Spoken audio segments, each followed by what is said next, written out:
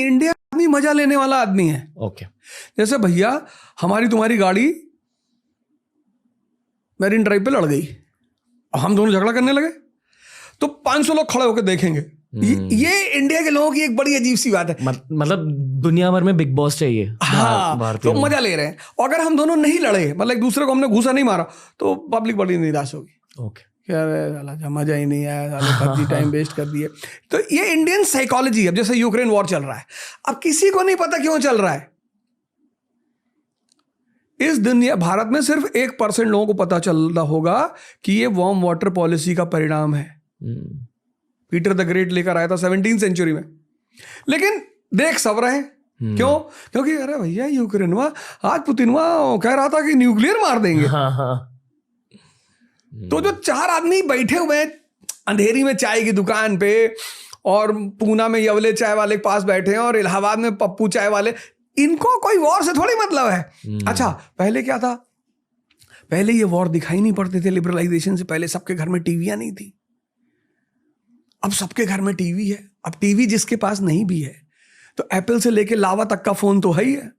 YouTube खोल लेता है वो कि मिसाइल मारा पुतिन, पुतिन ने कहा होगा दुनिया का खात्मा। अरे अरे भैया। तो वो जो इंडियन साइक है, वो जो मोहल्ले के झगड़े में मजा लेती थी, अब वो इंटरनेशनल में मजा ले, उसको बाहर में जा, उसको कारण नहीं जानना। ऐसा थोड़ी कि इस देश का हर आदमी जियोपॉलिटिक्स में इंटरेस्ट ले रहा, उसको मजा आ रहा है। एक और कठोर चीज कहनी है मुझे सर, और प्लीज करेक्ट मी, ठीक है, अगर आप अग्री नहीं करो। ओके, हमने इसी के पहले कहा कि अगर हमें भारत को सच में आगे लेकर जाना है, फिर से सोने की चिड़िया बनाना है भारत को, तो फिर हमें पैसे कमाने होंगे। हाँ। पैसे कमाने एंटरप्रेन्योरशिप से, बिजनेस खोलकर। करेक्ट? बिल्कुल। यहां तक अग्री? बिल्कुल बिल्कुल बिल्कुल। अगर हम जिंदगी भर सिर्फ बिग बॉस देखें और शार्क टैंक नहीं देखें, तो फिर भारत आगे कैसे जाएगा? और ये जो हम कह रहे हैं कि अगले 10 साल भारत के होने वाले, एक बहुत रोमांटिक चीज है। और बहुत कम लोग असल में बिजनेस करना चाहते हैं, असल में मेहनत करना चाहते हैं। शायद जो जेन जी है, जेन अल्फा है, मतलब 2005 के बाद जो लोग पैदा हुए, उनसे मुझे होप है। पर मेरे एज के भी, मैं 1993 बॉर्न हूँ, बहुत कम लोग एंटरप्रेन्योरशिप के बारे में सोच रहे हैं। बहुत कम लोगों के सपने बहुत ज़्यादा बड़े हैं। बहुत सारे लोगों को देश छोड़कर जाना है। असलियत क्या है? क्योंकि अच्छी फीलिंग के लिए हम ये कह सकते हैं कि हाँ भारत के अगले 10 साल है, भारत का डेकेड है, पर असलियत क्या है आपके अकॉर्डिंग? असलियत यह है कि इस देश में 2 बातें हैं। एक, आपने अपनी जनरेशन को इस जैसे सदगुरु हैं, कैसे तैयार किया उन्होंने अपनी बेटी को। मतलब सदगुरु की बेटी is a ideal for every parent in this country. कि हमें सिर्फ परसेंटेज पे नहीं ध्यान देना, पर्सनैलिटी पे ध्यान देना है। ये देश सब कुछ करेगा। ये जो देश है हमारा, ये सब कुछ करेगा। वो क्यों लोग बिग बॉस बैठ के देख रहे हैं?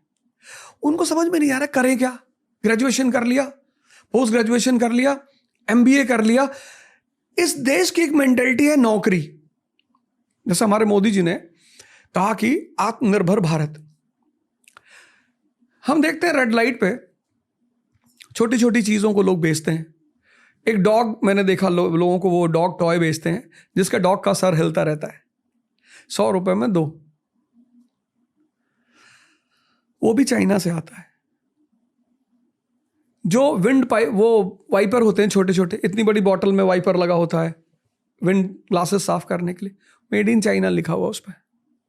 तो अगर हमारी एजुकेशन सिस्टम, जैसा कि हमारी गवर्नमेंट आजकल कह रही है कि हम स्किल डेवलपमेंट करेंगे और हम लोगों को सेल्फ डिपेंडेंसी की तरफ ले चलेंगे, तो नौकरी करने के बजाय, सबको तो नौकरी मिलेगी नहीं। वैसे भी 1 अरब 50 करोड़ का देश है, सबको कहाँ मिलेगी?